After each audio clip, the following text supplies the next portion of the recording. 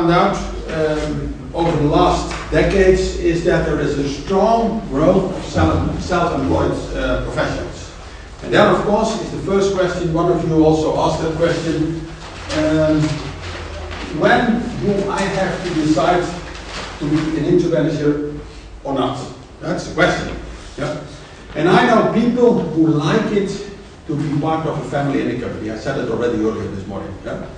The question is, if that is one of your attitudes, if that is one of your philosophies, the question is then, will you feel yourself happy as an independent interim manager to go from job to job to job? It's like, how do we call it in English, a nomad who is moving from place to place with this. I know, I once met an interim manager. He was living in the south of the Netherlands and he bought a camper, a mobile house. Yeah. And he said, on Sunday evening I say farewell to my wife, and on Friday evening he came back. And he moved together with his mobile home to the place where his interim management position was. And sometimes it was in the north of the Netherlands, 200-300 kilometers in the north, and he was a mobile man. Yeah? He was but even as a person, you have to like that. Yeah? Because if there is an assignment here in Budapest and you are living in Budapest, that's fine. But if there is an assignment in the east of Hungary, a very interesting assignment for an interesting, exciting firm, you are away from home for the whole week. Yeah? Do you like that? Is your family happy with it?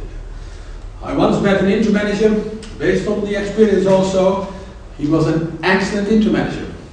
And after a couple of months, his wife phoned me. I never met his wife. But on one or the other way, she got my telephone number. And she phoned me and she said, "Oh, Mr. Reijniers, I'm the man that does it. When will be the next assignment for my husband?" And I'm thinking, what the hell is she doing? And he was a happy man. He was excited about his assignments and he was doing it very well. And I said, "Well, my dear lady, interim management is an unforeseen future. It can happen that your husband is," I wasn't aware of why she was asking it, and I said, "It can be that your husband after this assignment is at home for the next 5 months." It's quiet on the other side of the telephone. But okay, we say farewell to each other and it was okay. After a couple of weeks, he phoned me again. And I think, what's going on here? And I asked the interim manager, I said, "My dear Jan, why is your wife phoning me?" Well, I said, "I will be honest with you, we know each other very well." He said, "My wife is very, very uncertain. She is, she is a spending type. And every month when I was CFO at a big company, I had my salary on my bank account. And now she is aware of the fact that the amount of money is probably not available every month. Yeah?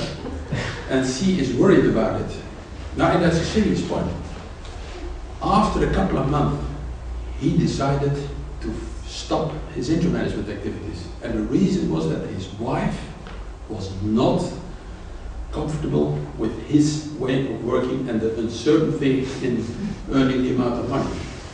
And I was upset about it, but I learned one thing. Oh my God, it's not only the person himself, but it's also his private environment. It's an experience, I hope it is not for you, but it's something you have to think about. Do I like to job hopping from assignment to assignment, completely new assignments? Am I a person who is really willing to finalize a job? Because starting a job is one, but closing a job is another one. Yeah? And you have to feel yourself comfortable with it. What is then the competence profile?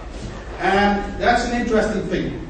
And I conclude my part of this part of the presentation. We all are managers. All of you. What I have seen.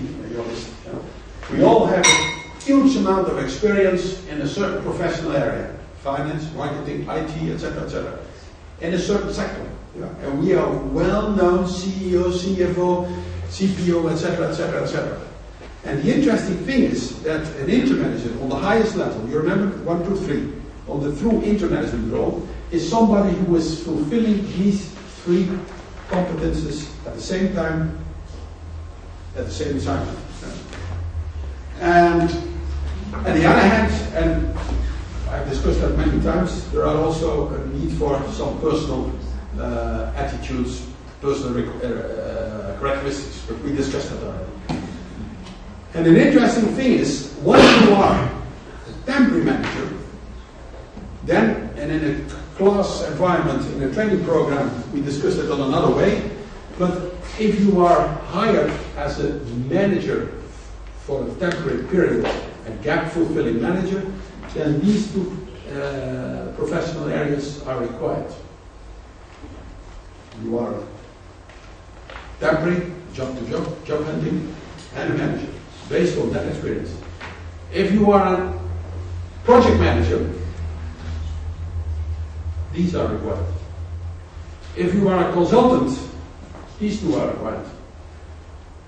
You see? So each time, for each different assignment, there is a different set of requirements needed. And also in an intake process, it's interesting to understand what will be my role. And based on that role, you have to analyze yourself. Am I the right person? Am I the right person with the different characteristics, competences, experiences, etc.? That's a clue for intermanagement, I think. Some, as I said, but it's comparing a little bit with what Eva told this morning. It has to do with the basics of intermanagement, professional experience, sector, but content of your profession, finance, production, logistics, etc., etc., HR. You have to be an entrepreneur because you have to be somebody who is constantly working for new creative solutions.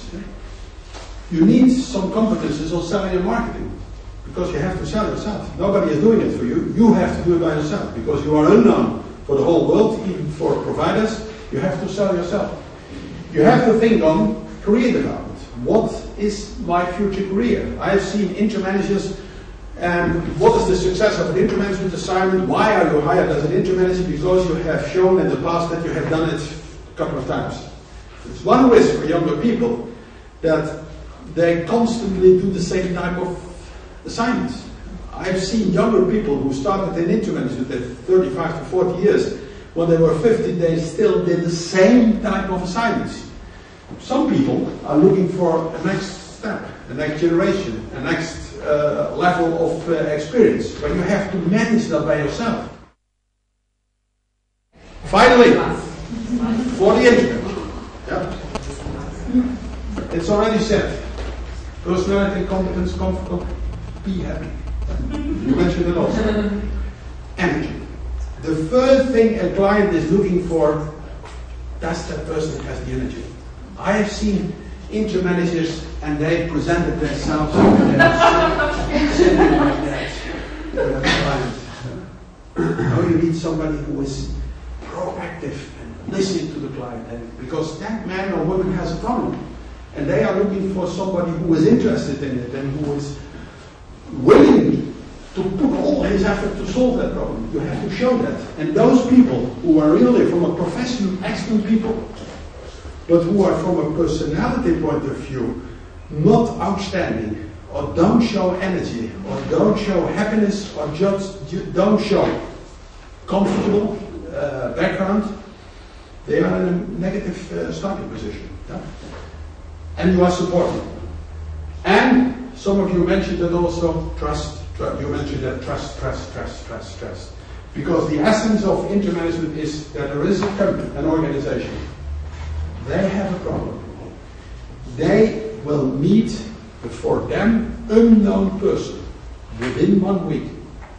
Most of the time, I have my money over there, but they most of the time hand over their pockets with money to a very unknown person. So the first thing is, I have to trust him. Based on knowledge, experience, integrity, and loyalty. You mentioned it also. And so trust is one of the most important things. And trust can be trust face to face, but trust can also I rely on the provider. And I rely on the provider that they are selecting the most trustful person for me. And sometimes, from a marketing point of view, the provider is the most important organization that is known at the client side. Therefore, again, I believe that marketing and PR is that important for the whole intermanagement business, that people know who are you, and not individually, but that they know that that organization is trustful and is willing to help you.